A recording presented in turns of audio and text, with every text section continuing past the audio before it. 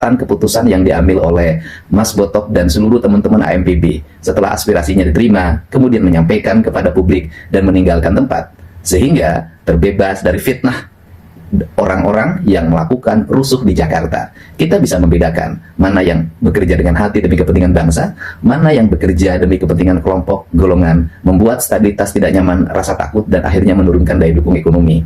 Seluruh kegiatan kerusuhan itu sangat terpisah dari penyampaian aspirasi RUU perampasan aset kepada DPR. Alhamdulillah, Kang Deddy Mulyadi memberikan apresiasi dan mendukung Mas Botok dan kawan-kawan dari Pati yang menyuarakan aspirasi rakyat di DPR di Jakarta. Karena apa? Karena Mas Botok dan kawan-kawan sudah memperlihatkan bahwa mereka bergerak untuk siapa? Ya, mereka melakukan audiensi diterima oleh DPR, menyampaikan tuntutan perampasan aset koruptor dan menghukum mati para koruptor disetujui oleh DPR. Kemudian mereka benar-benar menunjukkan tidak ada penumpang gelap. Karena itu tujuan mereka ada dua tadi sudah disetujui oleh DPR, maka mereka langsung saja pulang ke Pati ya untuk menghindari berbagai fitnah. Karena memang sampai malam ada demo entah dari mana, itu bukan lagi pergerakan dari mereka. Nah, itulah yang membuat Kang Deddy Mulyadi kagum, memberikan apresiasi dan memberikan dukungan, menjadikan sebuah contoh bagaimana kita harus berdemo, bagaimana kita harus menyuarakan aspirasi secara sehat ya. Ini semakin menarik, mari kita lihat dulu pada video berikut ini. Cekidot. Waalaikum, Sampurasun, Lujeng Enjing, wargi Jabar, dan seluruh warganet dimanapun berada. Dari bumi Palembang, saya menyampaikan ucapan terima kasih dan penghargaan atas ketepatan keputusan yang diambil oleh Mas Botok dan seluruh teman-teman AMPB setelah aspirasinya diterima, kemudian menyampaikan kepada publik dan meninggalkan tempat, sehingga terbebas dari fitnah orang-orang yang melakukan rusuh di Jakarta. Kita bisa membedakan mana yang bekerja dengan hati demi kepentingan bangsa, mana yang bekerja demi kepentingan kelompok, golongan, membuat stabilitas tidak nyaman, rasa takut, dan akhirnya menurunkan daya dukung ekonomi. Seluruh kegiatan kerusuhan itu sangat terpisah dari penyampaian aspirasi RUU perampasan aset kepada DPR RI yang dipelopori oleh Mas Botok. Selanjutnya, saya menyampaikan selamat bekerja pada pimpinan DPR RI, pimpinan Komisi 3, dan seluruh anggota. Dengan satu catatan, RUU perampasan aset memiliki potensi penyalahgunaan pasal yang bisa digunakan oleh oknum penyidik terhadap terperiksa, sehingga pasal tersebut bisa diminimalisir, yang pada akhirnya setelah disahkan, RUU itu tidak disalahgunakan untuk kepentingan-kepentingan tertentu, tetapi murni untuk pemberantasan tindak pidana korupsi. Saya ucapkan terima kasih, salam untuk semuanya. Malam hari ini saya berada di Palembang, ditemani biasa oleh putri cantik yang selalu setia mendampingi kemanapun pergi untuk mengikuti acara Gubernur Sumatera Selatan, Deklarasi Asosiasi Pelindungan Masyarakat Seluruh Indonesia.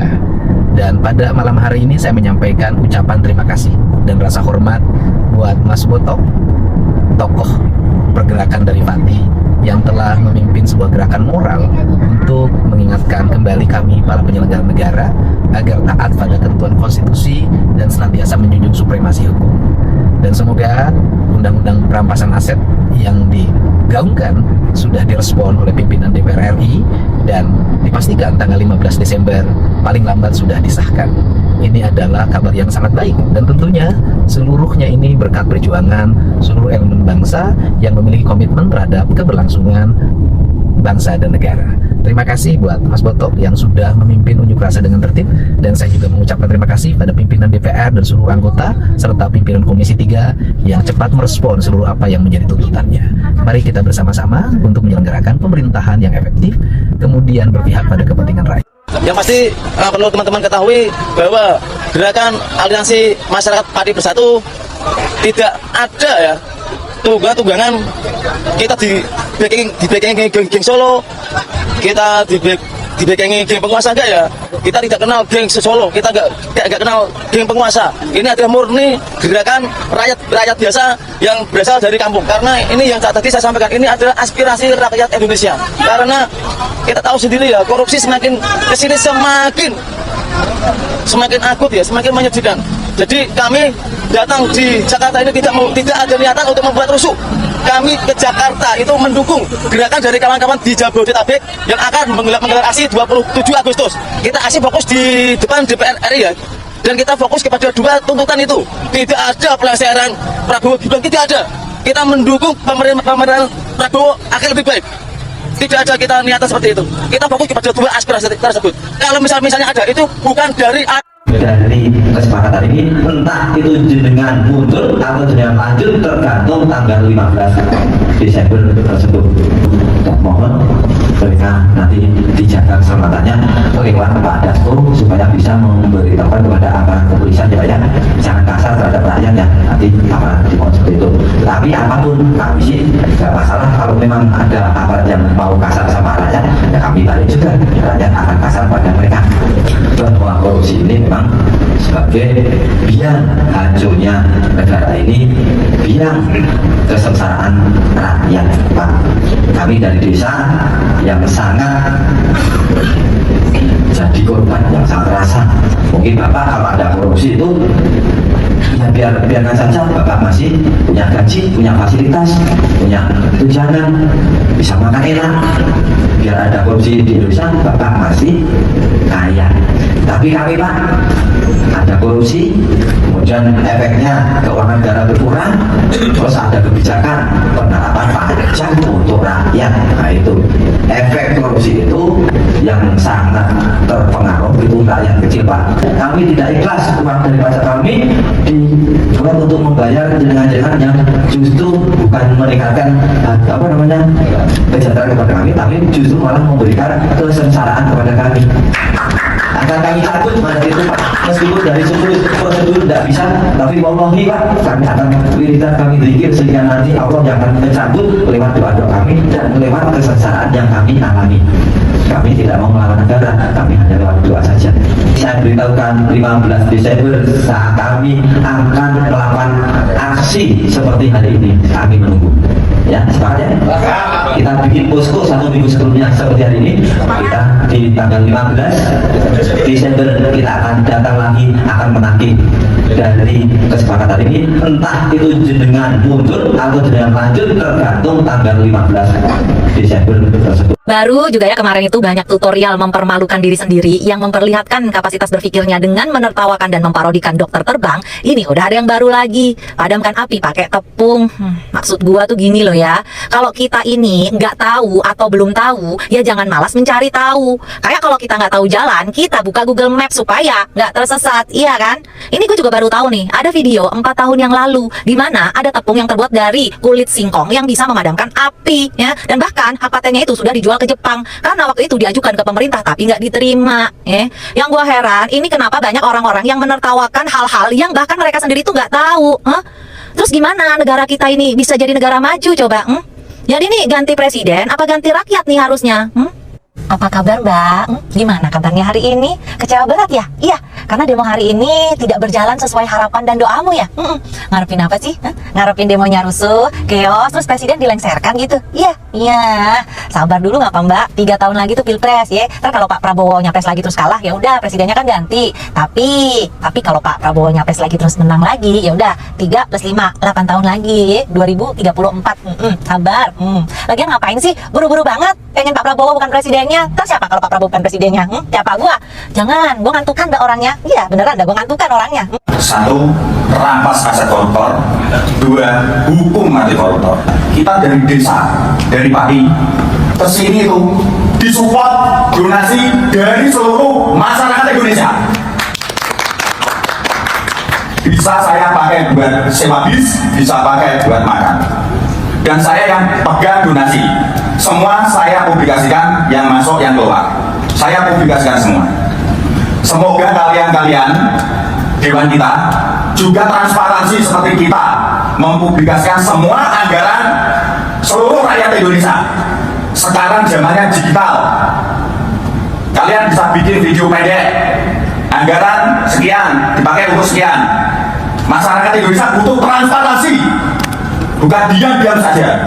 Alhamdulillah hasil ini audiensi dengan siapa Bu? Ya, di DPR RI kita di pimpinan DPR menghasilkan rancangan undang-undang perampasan aset koruptor disahkan maksimal 15 Desember. Kalau sampai 15 Desember 2026 tidak disahkan, pimpinan DPR bersedia siap mengundurkan diri dari pimpinan ataupun anggota DPR. Terima kasih. Pengemis suara rakyat, betul? Dan perlu kami sampaikan bahwa kedatangan kami kami di sini di hadapan gedung milik rakyat bukan untuk menyampaikan aspirasi, tapi untuk memberikan perintah langsung kepada wakil-wakil kami. Betul? Sekali lagi kami memberikan aspirasi atau perintah. Siapa bosnya di sini? Siapa pelayannya? Ya. Siapa pelayannya? Pelayannya DPR, pejabat eksekutif, Bapak Polisi. Jadi Bapak Polisi tolong layani kami dengan baik karena baju yang Anda pakai hari ini adalah dari uang kami. Betul? Kita doakan untuk para anggota dewan yang terhormat, ya, para anggota dewan.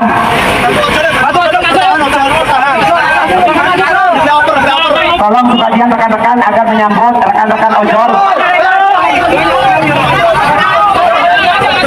Teman-teman, saya dulu Kang Mahir lanjutkan. Kita jemput ojol sama-sama, siap? Jemput saudara kita, siap? Tidak dibukakan, siap? Kita rusak, siap? Allah Nabi. Oke, sebagian tolong saya minta kerendahan hatinya untuk menyambut dan mengawal saudara-saudara. Apresiasi, apa betul? Oke, sama saya. Ini kesepakatan yang terdapat hari ini, saudara. Ya?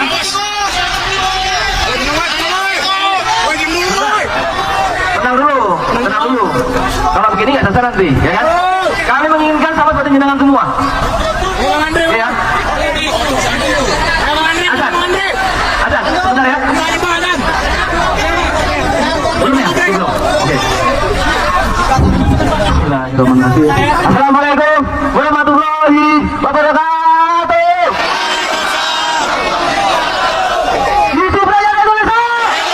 Hidup rakyat Indonesia! Allahu Akbar! Hari ini saya akan menyampaikan hasil audiensi kami di dalam DPR RI di Jakarta. Ini konversi dari negara bergambar Garuda. Saya baca mau dijelaskan baik. Dewan Perwakilan Rakyat Republik Indonesia. Surat komitmen penyelesaian pembentukan RUU tentang perampasan aset terkait tindak pidana menjadi undang-undang. Kami pimpinan Dewan Perwakilan Rakyat Republik Indonesia dalam rangka pemberantasan tindak pidana korupsi dan tindak pidana lainnya yang merugikan keuangan perekonomian negara dan kepentingan masyarakat dengan ini berkomitmen.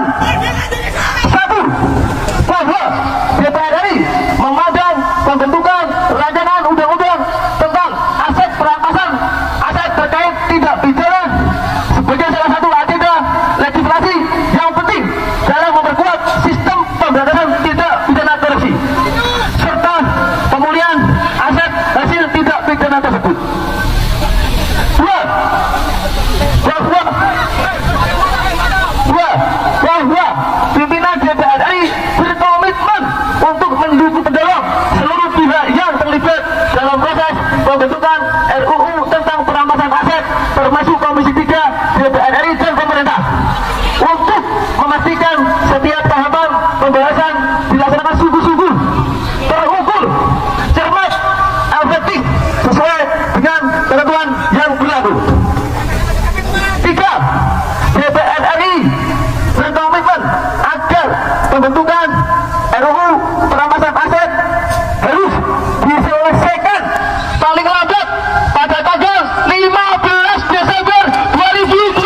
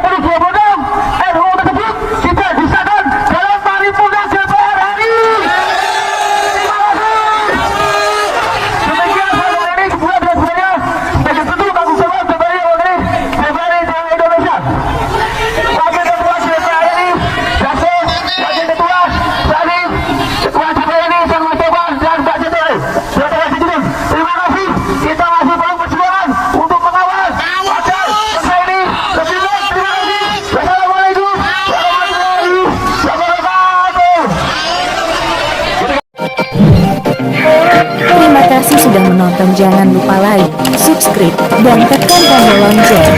Bye-bye.